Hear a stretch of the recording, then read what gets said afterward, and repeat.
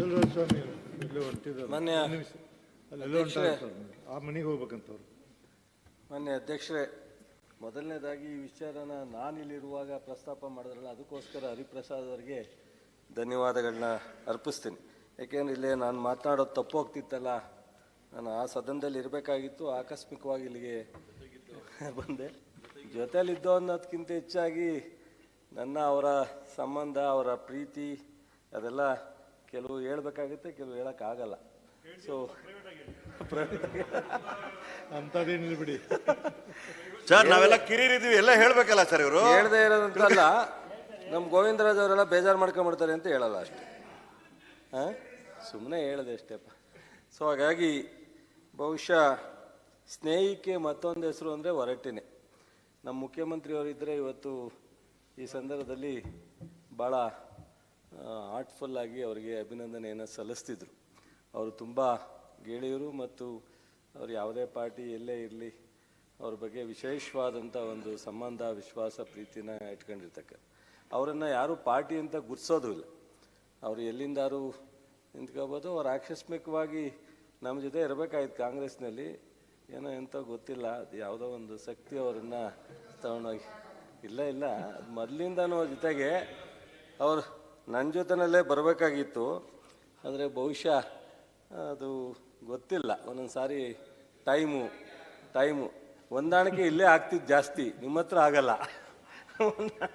ಹೊಂದಾಣಿಕೆ ವಿಚಾರ ಅಂದರೆ ನಮ್ಮಲ್ಲೇ ಜಾಸ್ತಿ ಆಗ್ತಿದ್ದು, ಅದು ಆಗಲ್ಲ. ಇರಲಿ, ಅವರೀಗ ತೀರ್ಮಾನ ತಗೊಂಡಾಗಿದೆ, ಹೋಗ್ಬಿಟ್ಟಿದ್ದಾರೆ, ಅದರಿಂದ ಆ ವಿಚಾರ ಪ್ರಸ್ತಾಪ ಮಾಡೋದು ಬೇಡ.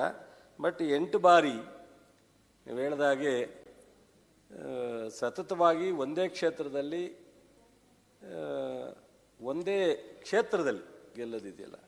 ನಾವು ಕರುಣಾನಿಧಿ ಅವರೆಲ್ಲ ಕೇಳಿದ್ದೀವಿ, ಅವರು ಒಂದೊಂದು ಚುನಾವಣೆಗೆ ಒಂದು ಕಡೆ, 2 ಚುನಾವಣೆಗೆ ಒಂದು ಕಡೆ ಎಲ್ಲ ಬದಲಾವಣೆ ಮಾಡ್ತಾರೆ. ನನಗೆ ಯಾರೋ ಮೊನ್ನೆ ಹೇಳಿದ್ರು, ನೀವು ಕಂಟಿನ್ಯೂಸ್ ಆಗಿ ನಿಂತ್ಕೊಳ್ಳೋದಿದೆಯಲ್ಲ, ಅದು ಒಂದು ರೀತಿ ಭಾಳ ಕಷ್ಟದ ಕೆಲಸ ಅಂತ. ನೋಡಿ ಜನ ತಿರಸ್ಕರಿಸೋಕ್ಕೂ ಇರುತ್ತೆ, ಕಾರಣ ಇಲ್ಲದಲ್ಲೇ ತಿರಸ್ಕರಿಸ್ತಕ್ಕಂಥ ಅವಕಾಶಗಳಿರುತ್ತೆ. ಹಾಗಾಗಿ ಈ ಶಿಕ್ಷಕರ ಕ್ಷೇತ್ರ ಇದೆಯಲ್ಲ, ನಮ್ಮ ದೇವೇಗೌಡರು ಹೇಳ್ದಂಗೆ ಭಾಳ ಕಠಿಣವಾದಂಥ ಕ್ಷೇತ್ರ, ಅಷ್ಟು ಸುಲಭ ಅಲ್ಲ.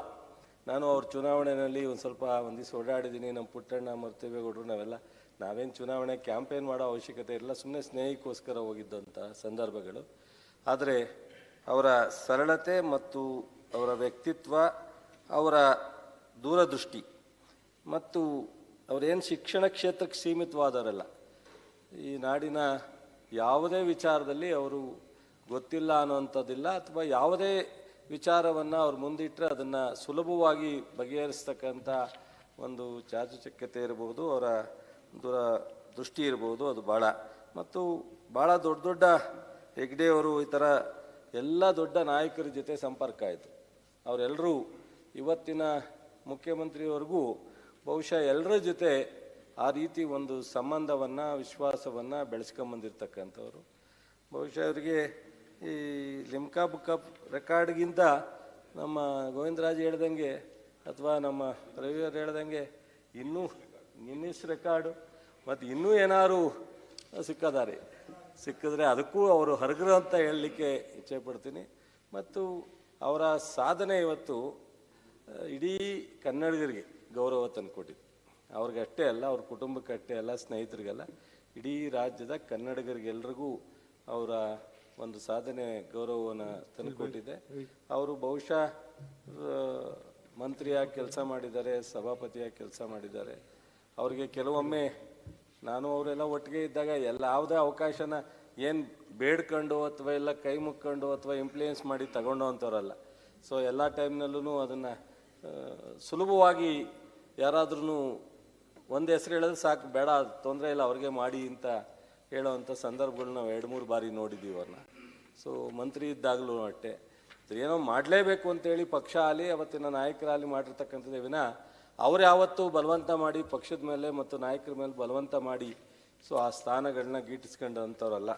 ಹಾಗಾಗಿ ನಮ್ಮ ಮೇಲೆ ಭಾಳ ನಾವು ಯಾವತ್ತು ಪರಿಚಯ ಆದವೋ ಅವತ್ತು ಇಂದ ಇವತ್ತುವರೆಗೂ ಅವರು ನನ್ನೇ ಅಲ್ಲ ಎಲ್ಲರೂ ಅದೇ ಥರ ಪ್ರೀತಿಸ್ತಾರೆ. ನಾನು ಅಂದ್ಕೊಂಡಿದ್ದೀನಿ ನನಗೊಂದು ವಿಶೇಷವಾದಂಥ ಪ್ರೀತಿಯನ್ನು ಅವರು ತೋರಿಸ್ತಾರೆ, ಇಟ್ಟಿದ್ದಾರೆ ಅಂತ. ಹಂಗೆ ಬಹುಶಃ ಎಲ್ರಿಗೂ ನಮ್ಮ ಭಾರತೀಯ ಅಕ್ಕರು ಹೇಳ್ದಂಗೆ ಎಲ್ರಿಗೂ ಅದೇ ರೀತಿ ನಡ್ಕೊಳ್ಳೋದ್ರಿಂದ ಬಹುಶಃ ಎಲ್ರಿಗೂ ಆ ಪ್ರೀತಿ ವಿಶ್ವಾಸನ ಕೊಡ್ತಾರೆ. ನಾನು ನಾನು ವೈಯಕ್ತಿಕವಾಗಿ ಮುಖ್ಯಮಂತ್ರಿಗಳ ಪರವಾಗಿ ನಮ್ಮ ಸರ್ಕಾರದ ಪರವಾಗಿ ವಿಶೇಷವಾಗಿ ಅವರಿಗೆ ಅಭಿನಂದನೆಯನ್ನು ಸಲ್ಲಿಸ್ತೀನಿ. ಪಿ ಎಚ್ ಪೂಜಾರ್ ಶಾರ್ಟ್ ಆಗಿ ಮಾತಾಡಿ. ಅವಕಾಶಕ್ಕಾಗಿ ವಂದನೆ ಸಲ್ಲಿಸ್ತಾ ಇದ್ದೇನೆ.